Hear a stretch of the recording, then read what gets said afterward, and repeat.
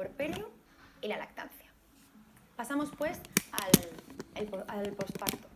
El puerperio es definido como esa etapa necesaria de recuperación de la fisiología a nivel sistémica de la madre. Dura tradicionalmente en torno a unas 4 o 6 semanas, se inicia con el alumbramiento, es decir, con la expulsión de la placenta, y más o menos acaba cuando aparece la primera regla. Es la conocida de manera popular como cuarentena. Fijaros que el puerperio se divide en etapas, así sea clínico propiamente dicho y el tardío. Es importante tener bien clara esta consideración, y destaca especialmente la recuperación a nivel cardiovascular de la madre. Es el hito quizá más importante. Tenéis referenciada en la diapositiva cómo se va normalizando, y especialmente habéis de saber que esta gran bulimia que tiene la mujer embarazada será compensada con una diuresis bastante importante, una poliuria muy llamativa en torno al segundo o tercer día, que lo que trata es de aliviar ese exceso de líquido propio de la gestación. Por otra parte, es muy importante la aparición de los loquios. Tener en cuenta que cuando la placenta sale es importantísimo que el útero esté contraído. El objeto de esta contracción es evitar la atonía uterina y por lo tanto la hemorragia.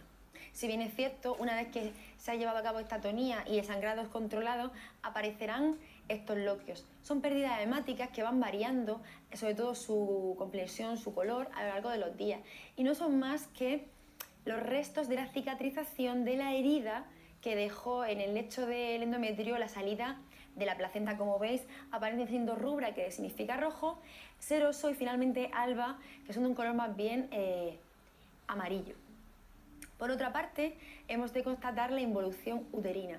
Como decía, es fundamental la contracción uterina para salvaguardar la supervivencia de la madre. Fijaos que en el mismo momento del posparto el útero debe estar casi al nivel pélvico, siempre por debajo del ombligo, y además con una consistencia muy dura.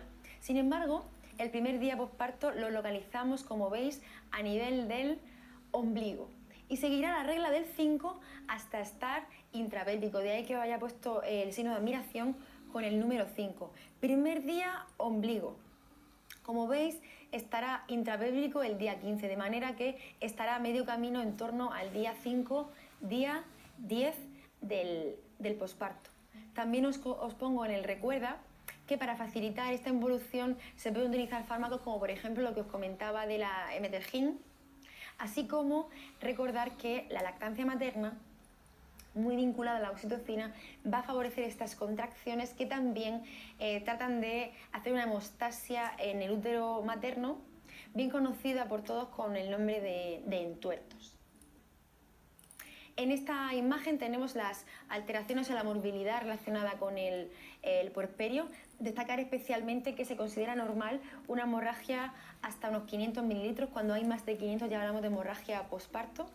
Otra patología puede ser la atonía uterina. Ya os comentaba que además es bastante grave y puede relacionarse con partos múltiples, con gestaciones de mujeres que son multíparas, estados de polidranios, partos muy rápidos, que se conoce en clínica como precipitados, y también está vinculado a la vejiga. Recordar que una mujer que tiene la analgesia neuroaxial, es decir, la epidural, va a tener un bloqueo a nivel vesical. Esto invita siempre a que para el manejo activo del posparto, del alumbramiento, se haga un sondaje intermitente para evitar que el crecimiento de la vejiga dificulte la contracción definitiva del útero.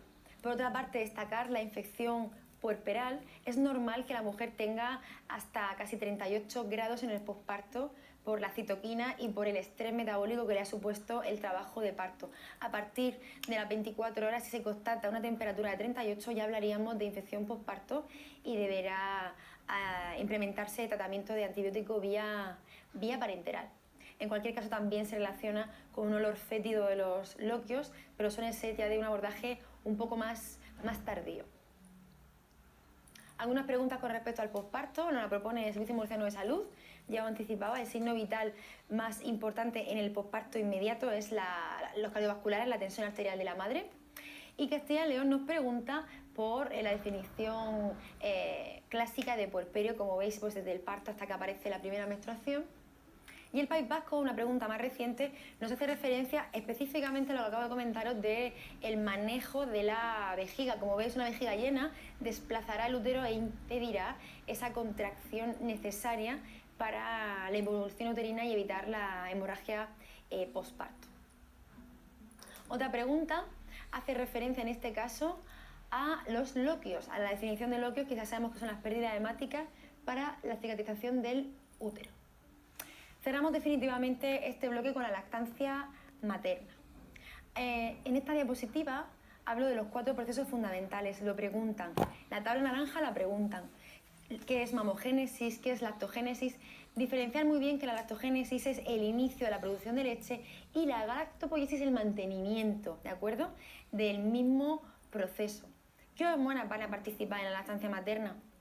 Efectivamente, la prolactina, que es la que producirá la leche en los alveolos mamarios, y la oxitocina, que es la hormona que se encarga de la eyección, de facilitar la salida de la leche, muy vinculada a la succión por parte del bebé del pezón. Por otra parte, es importante que sepáis qué hormonas inhiben la lactancia materna. A nivel farmacológico, inhibe la lactancia materna la dopamina. Recordad por endocrino que el eje es inhibido por la prolactina, y también un agonista de la dopamina, como por ejemplo el Dostinex, puede inhibir la lactancia materna. De hecho, es el fármaco de elección, la cabergolina, para las mujeres que no desean lactar. Así como el FIL. FIL es el factor inhibidor de la lactancia y no es más que un factor de feedback local. Me explico.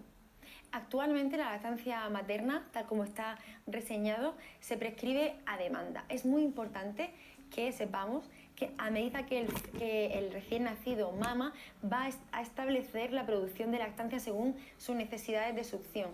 Esto nos invita a pensar que una mujer, si va posponiendo las tomas o va limitándolas, va a aparecer el factor FIL, porque la leche queda retenida y esa falta de succión o de estimulación de la mama, del vaciado de la mama, va a producir su inhibición definitiva. De alguna manera nos ayuda también a concretar que en la práctica clínica, cuando una mujer no desea lactar, se le dé por una parte el tratamiento farmacológico y el siguiente abordaje sea limitar la ingesta de líquido, no poner al bebé al pecho y utilizar sujetadores elásticos más apretados de lo habitual, un poco para facilitar la aparición de este factor inhibitorio a nivel local. Os pongo la imagen, por otra parte, en la forma correcta de amamantar. Como veis, la succión, el agarre correcto requiere la adhesión de los labios total por parte del bebé, así como que no sea ruidosa. Y por otra parte, la técnica de la tijera o de la pinza, que todas de pequeña de alguna manera hemos hecho cuando hemos hecho un paralelismo con un muñeco, está denostada. Actualmente se reconoce y se recomienda la C para presentar el pecho al recién nacido. Muy importante la prescripción de la lactancia materna. Las ventajas son innumerables, también el conocido vínculo establecido. De hecho, se recomienda actualmente que la lactancia materna se inicie en el mismo paritorio, en el primer minuto de vida. Aparecerá un piel con piel precoz e intentaremos un agarre más o menos activo por parte del recién nacido. Además, la prescripción de lactancia a nivel institucional la propone UNICEF y la OMS, y es la lactancia exclusiva con leche materna durante los 6 primeros meses, pudiendo ser complementaria hasta los 2 años de edad. Esta prescripción, anotarla y recordarla. Nos preguntan en las OPEs de manera bastante recurrente por las contraindicaciones de la lactancia materna. Se clasifican, por una parte, la de origen materno, fijaros que son solamente 3, la infección por las células T, el VIH, así como la tuberculosis activa no tratada. Solamente hay una causa a nivel del recién nacido y es la galactosemia. Debéis conocerlas perfectamente. No obstante, a menudo hacen preguntas que introducen hepatitis B, hepatitis C, y al opositor lo hacen dudar.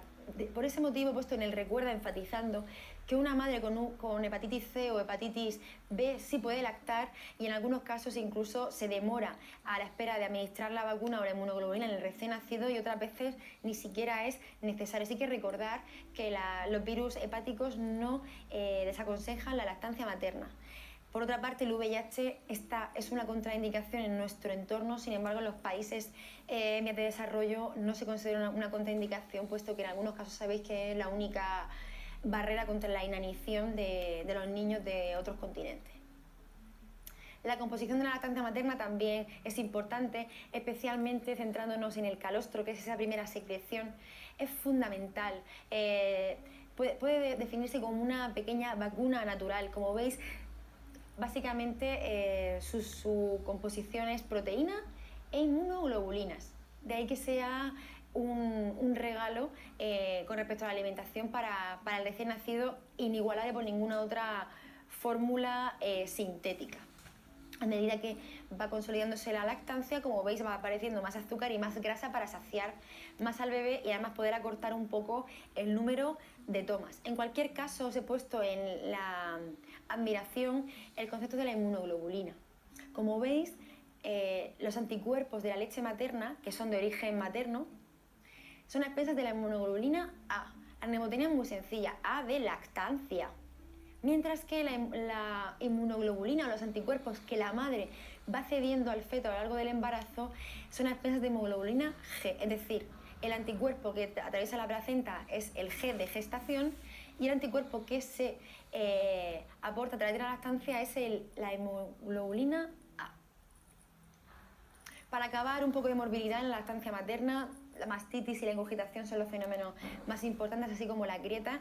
Recordar que el pezón no requiere ninguna preparación anterior al parto.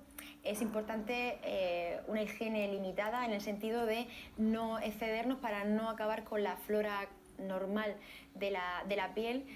Últimamente en la guía de recomendación prescriben después de cada toma la gota de leche que va quedando alrededor del pezón, extenderla y dejar secar, puesto que la leche contiene una serie de sustancias que pueden facilitar la cicatrización. Y con respecto a la ingurgitación, es importante implementar el vaciado para evitar que esa ingurgitación progrese a una sobreinfección que conocemos como mastitis. Las recomendaciones de lactancia materna es importante que la hagan en lectura con un abordaje de lectura. Es muy improbable que se os olvide. Y cerramos la presentación con dos documentos que os he añadido, que son los 10 pasos para la iniciativa IAN, tanto en hospitales como los 7 pasos para los centros de salud. IAN es propuesto por UNICEF y se conoce como la Iniciativa para la Humanización de la Asistencia al Nacimiento y la Lactancia, conocido anteriormente como Iniciativa Hospital Amigo de los Niños. Nunca lo han preguntado, no tiene más, pero es una lectura realmente entretenida y sencilla. Las preguntas de lactancia que hemos podido recabar, una en torno al País Vasco, nos habla de la contraindicación absoluta del recién nacido. Esta pregunta no se debe fallar, es la galactosemia. Una pregunta del Servicio Murciano de Salud acerca de la verdadera. Como veis, no hay que preparar el pecho antes de dar a luz y la lactancia es normal y se aparecerá de una manera natural. En la práctica clínica se ven absolutos problemas acerca de hipogalactias o no sé, no puedo, no estoy preparado. Al fin y al cabo es un proceso natural como mamíferos en esta línea que somos. Las SCAM nos pregunta también por la técnica inadecuada de la lactancia. Recordar que la técnica de la pinza está denostada a cambio de utilizar la C. Y el País Vasco en 2015 nos preguntó precisamente por las características del calostro. Recordar que tienen menos grasa y tienen más proteínas y anticuerpos. Galicia también nos pregunta por cuándo debe iniciarse la lactancia. Recordar que es siempre la primera hora, cuanto antes mejor. Y las Islas Baleares nos preguntan por la lactogénesis. Ya os he comentado que ese cuadrito naranja con los 4 procesos va a salirnos muy rentable incluirlo en nuestros apuntes. Anticonceptivos. En esta imagen tenéis las características a la hora de elegir los anticonceptivos más importantes. Reversible, fácil manejo, pero destaca especialmente el índice de PER. El índice de PER hace referencia a su eficacia. Como veis, relaciona el número de embarazos no deseados con el número de de ciclos expuestos y fijaros que se multiplica por 1200, ya que son 100 por 12 meses, que son los 12 ciclos que tiene una mujer a lo largo del año. Interesante que recordéis este cociente. En general se considera el índice de PER más alto, sin duda, a la esterilización de tipo quirúrgico, seguido de la química con anticonceptivos o DIU con progesterona, es decir, con hormonas. Más o menos tienen igualdad de eficacia. De los métodos naturales no voy a introducir las características de cada uno de ellos, me voy a detener especialmente en el método MELA.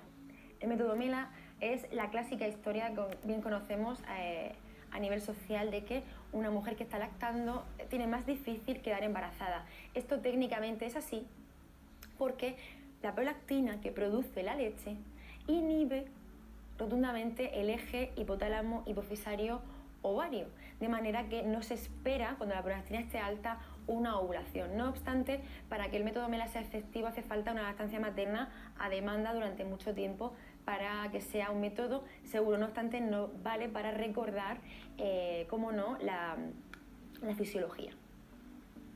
Con respecto a los métodos de barrera, destacar especialmente el preservativo o el preservativo femenino, que más o menos se le atribuye la misma eficacia. En el caso de usar lubricantes no pueden ser de tipo oleoso, mejor hidrosoluble.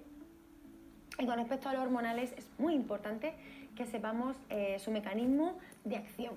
Leerlo atentamente y al final se basa básicamente en inhibir la ovulación. ¿Qué métodos tenemos disponibles a la hora de tomar anticonceptivos hormonales? Podemos utilizar orales, anticonceptivos orales, bien combinado, que es el clásico, tiene estrógenos y progesterona que inhibirán el ciclo y generalmente tienen baja dosis, ya que están muy adaptados a la fisiología y se ha limitado la dosis manteniendo el efecto para limitar los efectos secundarios, o bien la minipíldora. La minipíldora se conoce como la píldora con solo progesterona. Está limitada a estados en los que es incompatible tomar estrógenos, como por ejemplo antecedentes de cáncer de mama, se me ocurre, así como situaciones como la lactancia, en la que no podemos no podemos tomar estrógenos y se puede lactar tomando minipíldora, la conocida popularmente como el Ceracel. Por otra parte, si no queremos tomar anticonceptivos vía oral, que aunque es un método absolutamente seguro, puede interactuar con algunos fármacos a nivel digestivo y reducir su eficacia, podemos optar por la aplicación vía tópica. Destaca especialmente el anillo vaginal o bien el parche. Dos ideas muy sencillas. El anillo vaginal ha de colocarse al principio del ciclo y se tiene intravaginal durante 21 días. La última semana, recordad que el ciclo dura 28, se retirará para que venga la regla. Y por otra parte tenemos el parche. Su mecanismo de acción es similar, sin embargo, cada paquete lleva 3 porque hay que cambiar el parche semanalmente, dejando de nuevo una semana de descanso. En cualquier caso, no se recomienda retirar el anillo durante las relaciones sexuales, puesto que, según las estadísticas, no interfiere en el placer sexual. Sin embargo, en el caso de que se haga, habéis de conocer que no puede estar retirado durante más de 3 horas porque ya no se garantiza su eficacia. Os presento aquí también los protocolos de la SEGO. La SEGO es la Sociedad Española de Ginecología y Obstetricia. Y se os presenta, lo tenéis recogido en vuestro temario y es muy importante una observación. Hay preguntas en algunas OPEs más antiguas acerca de las contraindicaciones absolutas o relativas de los distintos tipos de anticonceptivos. Esta connotación de absoluta o relativa se ha modificado. Actualmente hablamos de criterios de elegibilidad. Hay 4 grados, el 3 correspondería a los relativos y el 4 a los absolutos. No obstante, se puede comprobar cómo las distintas OPE ha ido abandonándose la tendencia a preguntar por las contraindicaciones, puesto que se basan en este nuevo documento y no en los pretéritos. No obstante, tenéis que entrar en el tema para sacar alguna conclusión. Para cerrar esta diapositiva me parece también importante considerar los beneficios no contraceptivos. Actualmente los anticonceptivos no se limitan exclusivamente a su uso para la planificación familiar. Más allá de ello, mejora la dismenorrea, pueden mejorar en algunos casos la endometriosis, limitan la producción de hemorragia en el caso de tener menorrea, es decir, regla muy abundante, e incluso también puede mejorar algún tipo de patología como el ectópico o el cáncer de ovario. Hacer una buena lectura que vais a sacar seguro ideas muy útiles. También fijaros especialmente en la posología en casos especiales, en la que me refiero fundamentalmente a qué hacer ante un olvido en función del tiempo transcurrido. Incluir esto, como os decía, en vuestro esquema. Para acabar, nos queda la esterilización de tipo quirúrgico. Solamente destacar que a nivel masculino lo que se hace, la atomía se hace a nivel del conducto deferente. Y para cerrar, la anticoncepción de emergencia. Como veis, tenemos el método Yuzpe, lo han preguntado en alguna ocasión, es bastante antiguo. Lo que actualmente se utiliza de elección es sin duda el levonorgestrel. Por otra parte, se dice que uno de los métodos más utilizados a nivel mundial es el DIU. Destacar del DIU su mecanismo de acción, que conviene lo incluye en vuestro esquema, y especialmente los dos tipos. Tenemos un DIU sin hormonas, especialmente o clásicamente de cobre, y un DIU hormonal. Destacar que de elección se usa el hormonal puesto que tiene más eficacia y además suele limitar procesos como menorragia o algunas consultas que hacen las mujeres a nivel clínico, y por ese motivo se les manda el DIU con hormonas. Sin embargo, también podemos utilizar el DIU de cobre. Ventajas que nos aporta: la persona no está sometida a hormonas de tipo sintético. Sin embargo, hemos de tener muy en cuenta que está contraindicado en el caso de mujeres que sufran metrorragias. Traduzco: las mujeres con hemorragias durante la regla muy abundantes, que incluso les llevan a tener anemia de tipo crónico, así como clínica de fatiga y astenia, no se le recomendará un DIU de cobre, porque va a pronunciar o aumentar aún más esa producción de sangrado. Así que abstengámonos de poner DIU de cobre a mujeres con metrorragias o menorrea, y por otra parte recordar que de elección es el que tiene progesterona. Para acabar, los anticonceptivos de urgencia. Tenemos el método de Yuzpe, que es un método clásico, sin embargo ha dado paso a la píldora del día después de elección, conocida como levonorgestrel.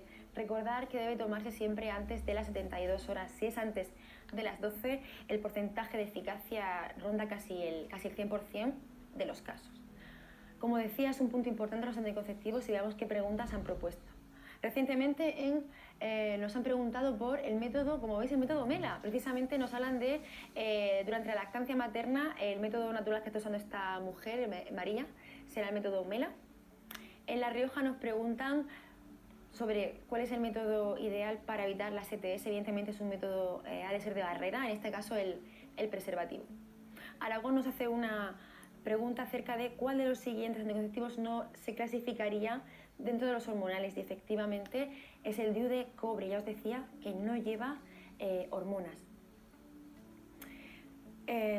Madrid nos pregunta acerca de los anticonceptivos combinados.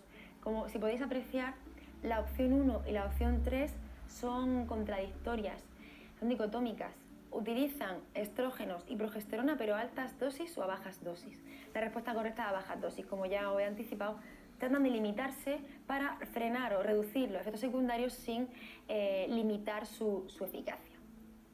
Otra pregunta propuesta por Galicia es acerca de el DIU, y precisamente en esta línea nos pregunta sobre su mecanismo de acción, que incluye todas las opciones: espermicida del cobre, cambios en el endometrio, así como cambios a nivel del moco cervical. Y para acabar, os propongo un mapa conceptual acerca de anticonceptivos puerperio y la lactancia materna, y eso es todo.